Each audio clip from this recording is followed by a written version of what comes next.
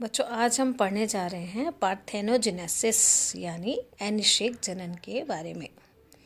जैसा कि हम जानते हैं कि जो हायर एनिमल्स हैं उनमें रिप्रोडक्शन कैसे होता है, सेक्सुअल रिप्रोडक्शन के द्वारा, जिसमें गैमेट फॉर्मेशन होता है और फर्टिलाइजेशन की क्रिया के द्वारा होता है।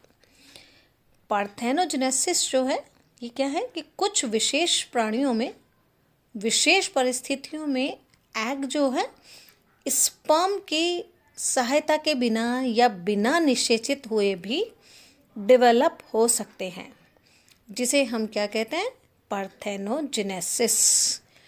ये जो पार्थेनोजेनेसिस की क्रिया है इसे हम ये भी कह सकते हैं कि प्रजनन की वह क्रिया है जिसमें एग मेल गैमेट यानी स्पर्म से आनुवंशिक योगदान ग्रहण किए बिना ही एम्ब्रियो में विकसित हो जाता है, और इस क्रिया को हम क्या कहते हैं, अनिषेक जनन या पार्थेनोजेनेसिस। और इस क्रिया से जो प्राणियों का जो डेवलपमेंट होता है उन्हें हम कहते हैं पार्थेनोड्स या पार्थेनोजन कहते हैं उन्हें हम। यह पाया जाता है मुख्य रूप से किसमें, प्लांट्स के अंदर, और कुछ इनवर्टिब्रेट्स में जो है यह नियमित रूप से जो है यह पार्थेनोजेनेसिस की क्रिया होती है, जिनमें है इंसेक्ट्स में अधिकतर रोटिफर्स, एफिड्स, आंट्स, वास्प और बीज में। और वर्टिब्रेट्स के अंदर जो है यह बिल्कुल भी कॉमन नहीं है, ये रेयरली जो है पाया जाता है, जिसमें तो कुछ फिशेज हैं और एक छिपकली है लेसर्टा, जिसके अंदर जो है ये पार्थेनोजेनेसिस की क्रिया संपन्न होती है। यह जो पार्थेनोजेनेसिस टर्म है ग्रीक वर्ड से लिया गया है, जिसका मतलब है पार्थेनोस का मतलब है वर्जिन और ओरिजिन।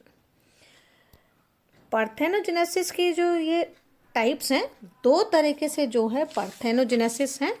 एक तो है नेचुरल पार्थेनोजेनेसिस यानी प्राकृतिक रूप से, और एक है कृत्रिम रूप से या इंड्यूस्ड पार्थेनोजेनेसिस, जिसको हम कहते हैं। तो सबसे पहले हम लेते हैं नेचुरल पार्थेनोजेनेसिस यानी प्राकृतिक अनिषेक जनन। प्राकृतिक अनिषेक जनन यानी यह रेगुलरली होता है, कुछ प्राणियों में जो है यह नियमित रूप से, सतत रूप से पाया जाता है, या यूं हम कहें कि यह उनके जीवन चक्र की जो है एक नियमित जो है घटना है, नेचुरल पार्थेनोजेनेसिस। इस नेचुरल पार्थेनोजेनेसिस को भी हम दो जो है पार्ट्स में कर देते हैं, एक तो कंप्लीट और एक इनकम्प्लीट, पूर्ण या चक्रीय। कंप्लीट अगर हम लें, कंप्लीट पार्थेनोजेनेसिस यानी पूर्ण, कि ऐसे एनिमल्स जो कि हमेशा कैसे सिर्फ जो है अनिषेक जनन के द्वारा ही जिनमें प्रजनन पाया जाता है, यानी जीवन चक्र में उनके कभी भी सेक्सुअल स्टेज नहीं पाई जाती है, लैंगिक अवस्था जो है नहीं पाई जाती है। और इन जो है प्राणी जो है, इनमें डेवलप होने वाले प्राणियों में सिर्फ जो है क्या है, फीमेल्स हैं, केवल इनमें फीमेल प्राणी ही पाए जाते हैं। मेल या तो होते ही नहीं है, और अगर होते भी हैं तो बहुत ही कम, और वो आनुवंशिक रूप से जो है कैसे होते हैं, अक्षम होते हैं, यानी वो रिप्रोड्यूस जो है फर्टिलाइजेशन के अंदर नहीं पार्टिसिपेट कर सकते हैं। और ये जो क्रिया है इसमें ये पाई जाती है अधिकतर गॉल फ्लाइज में, मॉथ्स में, रोटिफर्स में, इन सब में जो है कंप्लीट पार्थेनोजेनेसिस पाई जाती है। दूसरी हमारी इनकम्प्लीट यानी अपूर्ण या चक्रीय जो पार्थेनोजेनेसिस, इसके दौरान जो है पार्थेनोजेनेसिस में इनमें क्या खास बात है इनके कि इनमें दो जनरेशन्स पाई जाती हैं, यानी पार्थेनोजेनेसिस के साथ साथ इनमें जो है सेक्सुअल जनरेशन यानी लैंगिक जो है पीढ़ी भी पाई जाती है, और ये दोनों एकांतर क्रम में जो है पाए जाते हैं, इसीलिए इन्हें हम क्या कहते हैं, चक्रीय पार्थेनोजेनेसिस। एकांतर क्रम में जैसे अगर एक जनरेशन पार्थेनोजेनेसिस की है, दूसरी जनरेशन सेक्सुअल रिप्रोडक्शन से हो रही है, फिर पार्थेनोजेनेसिस से, फिर सेक्सुअल रिप्रोडक्शन से, तो एकांतर क्रम में एक एक करके एक के बाद एक पीढ़ी जो इस तरीके से एकांतर रूप से दोनों जो है तरीके से रिप्रोडक्शन इनके अंदर पाया जाता है। और इनमें जो है रिप्रोडक्शन में एक ये भी हो सकता है कि एक साथ जो है कई जो है पार्थेनोजेनेटिक जनरेशन के बाद जो है एक जो है सेक्सुअल जनरेशन आए, ऐसा भी पॉसिबल है। और ये भी है कि एक के बाद एक जो है ये जनरेशन आए, एक पार्थेनोजेनेसिस वाली या एक सेक्सुअल रिप्रोडक्शन वाली सेक्सुअल जनरेशन आए। और इसके जो है एग्जाम्पल जो हैं कुछ एफिड्स हैं, इंसेक्टा ग्रुप के अंदर जो है इस तरीके की एफिड्स हैं, डेफनिया है, रोटिफर्स हैं। इन सब में जो है इस तरह की इनकम्प्लीट जो है पार्थेनोजेनेसिस की क्रिया संपन्न होती है। इसको हम और जो है चाहे वो पूर्ण हो या अपूर्ण हो, इस आधार पर कि यह किस तरीके से जो है इनके अंदर ये प्रोड्यूस होते हैं, हैप्लॉइड और डिप्लॉइड जनरेशन, इस आधार पर इनको हम फिर से दो और उसमें बांट देते हैं, हैप्लॉइड और आर्हेनोटोकस पार्थेनोजेनेसिस और डिप्लॉइड और थिलीटोकस पार्थेनोजेनेसिस। सबसे पहले हम लेते हैं हैप्लॉइड और आर्हेनोटोकस पार्थेनोजेनेसिस। हैप्लॉइड मतलब अगुणित, जिसको हमने कहा हैप्लॉइड माने अगुणित। तो इस तरीके के अंदर क्या है कि हैप्लॉइड एग्स जो हैं ये फर्टिलाइज्ड नहीं होते हैं, किसके द्वारा, स्पर्म के द्वारा। और ये हमेशा किस में डेवलप होंगे, हैप्लॉइड इंडिविजुअल्स में, अगुणित जो है जीव के अंदर ही ये परिवर्धित होते हैं। और ये जो हैप्लॉइड जो इंडिविजुअल्स है, हैप्लॉइड जो जीव जो निर्माण होगा या जो बनेंगे वो हमेशा क्या होंगे, मेल्स होंगे इसमें। तो मेल्स फीमेल्स जो हैं oogenesis के द्वारा किसको जो है परिवर्धित करेंगी, हमेशा मेल को। और मेल कैसा है, n नंबर वाला मेल है, यानी अगुणित जो है इंडिविजुअल्स हैं वो अगुणित इंडिविजुअल्स कौन होंगे, मेल होंगे हमेशा। इसीलिए इनको हम क्या कहते हैं, हैप्लॉइड और आर्हेनोटोकस पार्थेनोजेनेसिस।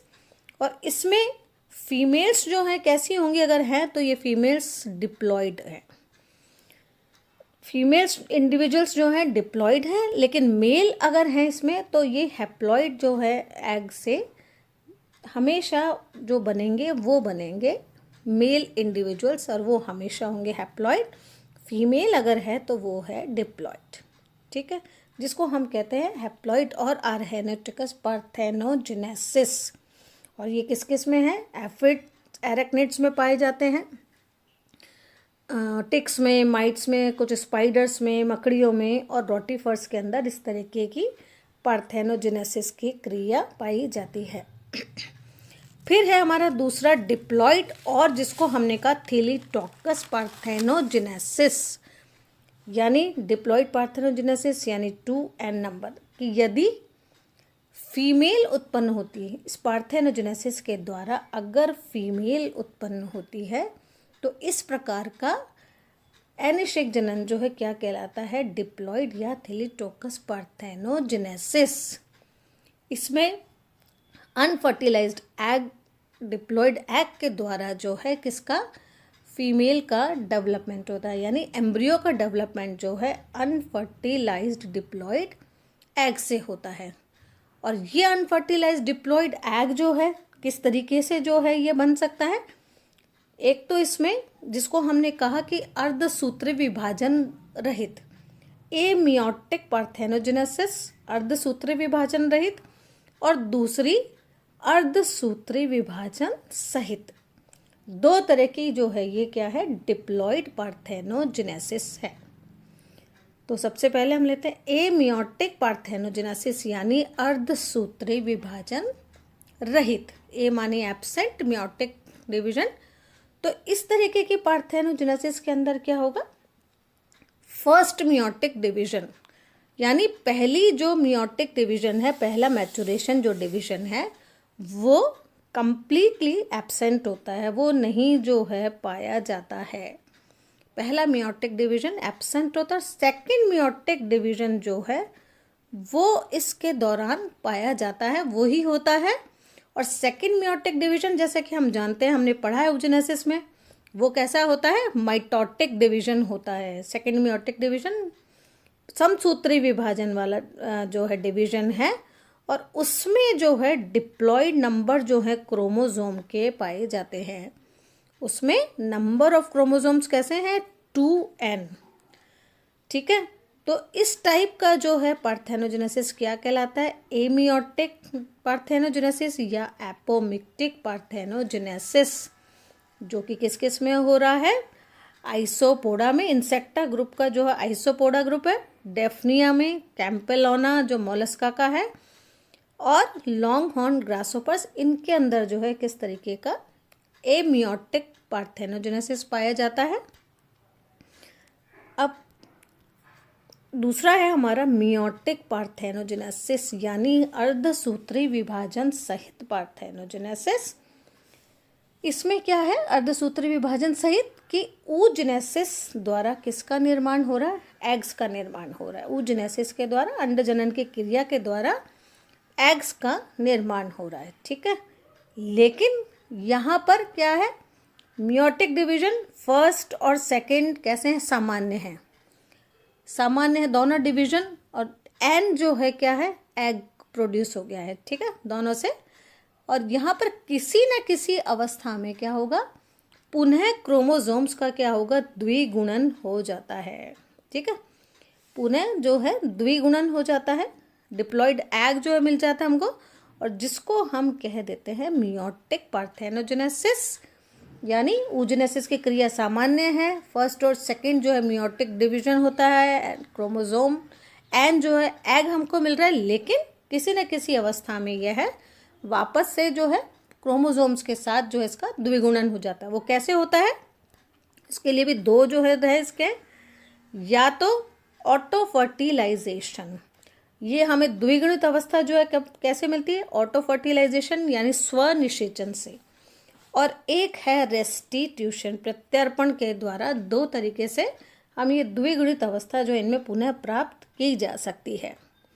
तो ऑटो फर्टिलाइजेशन यानी स्वनिषेचन, स्वनिषेचन की अगर हम बात करें तो इसमें क्या है, एग के अंदर oogenesis के द्वारा क्या होगा, एन अंडाणु और एक पोलर बॉडी का निर्माण होगा। जैसे हम कह सकते हैं इसमें एक तो जो है अंडाणु और एक पोलर बॉडी बनती है, एक पोलर काय बनती है, यह जो है क्या होगी, आपस में जो है पुनः एग के न्यूक्लियस के साथ ये जुड़ जाती है, पोलर बॉडी और ओवम, अंडाणु और पोलर बॉडी का दोबारा जो है वापस से मिलकर के, और ये क्या बना देता है, डिप्लॉयड एग, यानी ये हमको फिर से जो है क्या मिल गया है, 2n नंबर डिप्लॉयड एग। तो स्वनिषेचन के अंदर क्या हुआ, एग में oogenesis द्वारा n अंडाणु और ध्रुवीय काय, जिसको हमने क्या कहा, पोलर बॉडी, ये दोनों जो है मिलकर के क्या बना देते हैं, 2n नंबर क्रोमोसोम। तो oocyte क्या हुआ, डेवलप हुआ meiotically up to the formation of oocyte, यानी ओवम तक तो बन गया और सेकेंडरी पोलोसाइट का निर्माण हो गया, लेकिन ये आपस में जुड़ गए oocyte और सेकेंडरी पोलोसाइट, और इन दोनों ने मिलकर क्या बना दिया, डिप्लॉयड एग, जो कि एक नए जो है जीव के अंदर परिवर्धित हो गया, और ये नया जीव कैसा है, 2n नंबर का, ये जो है हमें एग जो है फिर से प्राप्त हो गया। इसका एग्जाम्पल आर्टीमिया और दूसरे ऑर्गेनिजम्स। चलिए, दूसरा जो था हमारा पार्ट डिप्लॉयड, इसका रेस्टिट्यूशन, यानी रेस्टिट्यूशन के अंदर क्या है, यहाँ पर पहला जो है मैचुरेशन डिवीजन जो है कंप्लीट हो गया, लेकिन यहाँ पर क्या हुआ, karyokinesis forms a nucleus of the secondary oocyte और ठीक है, यहाँ पर सेकेंडरी oocyte बन गया और फर्स्ट पोलोसाइट बन गया, लेकिन यहाँ पर क्या हुआ, साइटोकाइनेसिस नहीं हुआ, यानी कोशिका द्रव्य का जो है विभाजन वो नहीं हुआ, और कोशिका द्रव्य का विभाजन नहीं हुआ तो कोशिका में क्रोमोसोम के जो जोड़े बने वो क्रोमेटिड्स के अंदर जो है विभाजित हो गए, लेकिन क्रोमेटिड्स के अंदर विभाजित हो गए, लेकिन उन दोनों का क्या हुआ, यहाँ पर आपस में जो है पुत्री कोशिकाओं का जो है पृथक नहीं हुए, और पुत्री कोशिकाओं में पृथक नहीं होने की क्रिया को हमने क्या कहा? रेस्टिट्यूशन या पुनर्स्थापन।